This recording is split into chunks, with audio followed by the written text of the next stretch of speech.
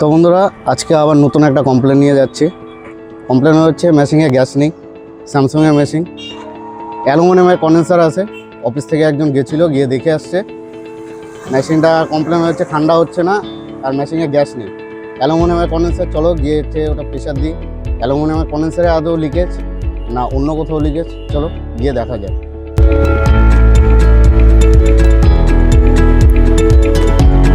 চলে আসলাম আলিপুরে, এখানে কাজ আছে এই মা লক্ষ্মী জুয়েলার্স, এই দোকানটাতেই। চলো চলে আসলাম এই সোনার দোকানে আলিপুর দুয়ারে। এসে যে এসেতে নো কুলিংয়ের কমপ্লেন আর গ্যাস লিকেজের প্রবলেম বলা আছে। চলো ইনভার্টার চালু করে দিয়েছি, দেখতে পাচ্ছ 16 ডিগ্রি টেম্পারেচারে চলছে মেশিনটা। আউটডোরটা চলুক, তারপর চেক করবো এটা গ্যাসের প্রেশারটা, আদৌ গ্যাসের প্রবলেম না অন্য। তো চলে আসলাম আউটডোরে, দেখতে পাচ্ছি আউটডোরটা, এটাই সেই স্যামসাংয়ের এসি। এটা হচ্ছে গ্যাস লিকেজের প্রবলেম আছে, যেটা বলেছিলাম। এবার কম্প্রেসার চলছে, 2.2 এমপিআর নিয়ে চলছে কম্প্রেসারটা। আর এটার ব্যাক প্রেশার আছে 20। গ্যাস হলো আর 410, 700 গ্রাম গ্যাস লাগবে। তো বেশি দেরি না করে চলো, এটা হচ্ছে প্রেশার, যে লিকেজটা কোথায় আছে আগে দেখা যাক, তারপরে তোমাদেরকেও দেখাচ্ছি কোথায় লিকেজ আছে। আর যে অ্যালুমিনিয়ামের কন্ডেন্সারের কথা বলছিলাম সেটা দেখাচ্ছি। এই যে অ্যালুমিনিয়ামের কন্ডেন্সার, প্রেশারটা দিয়েছি 400 PSI আমরা। আর এটার লিকেজটা দেখো, কন্ডেন্সার রিপেয়ারিং হয় না, সেক্ষেত্রে অ্যালুমিনিয়াম কন্ডেন্সারটাকে চেঞ্জ করে আমরা কপার বানাবো।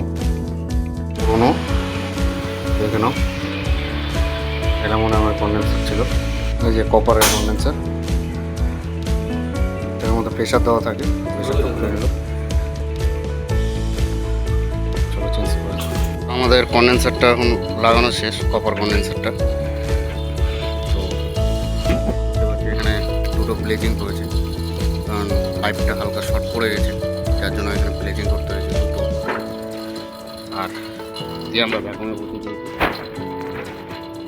ভ্যাকুম চলছে।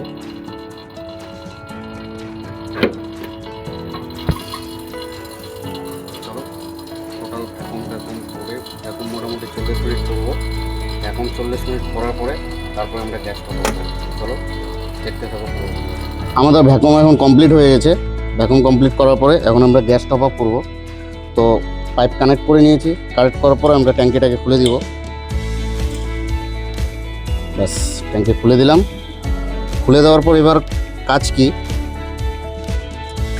এই পাইপের ভিতরে যে এয়ারটা ঢুকে গেছে, মানে ভ্যাকুম করার পরে যে এয়ারটা ঢুকে যায়, সেই এয়ারটাকে বের করার জন্য আমরা হালকা একটু গ্যাস বের করে দেব। লস করতে হবে আর কি, এটাকে বলে লস করা গ্যাস, আর কিছু না।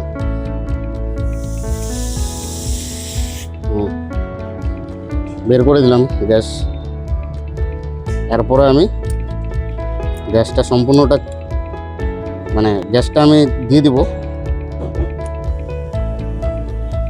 ছেড়ে দিলাম, গ্যাস ঢুকতে থাক। এটা দেখো আমরা উল্টো করে নিয়েছি, লিকুইডটা দিব, এর জন্য দিয়ে দিয়েছি। গ্যাস ঢুকছে,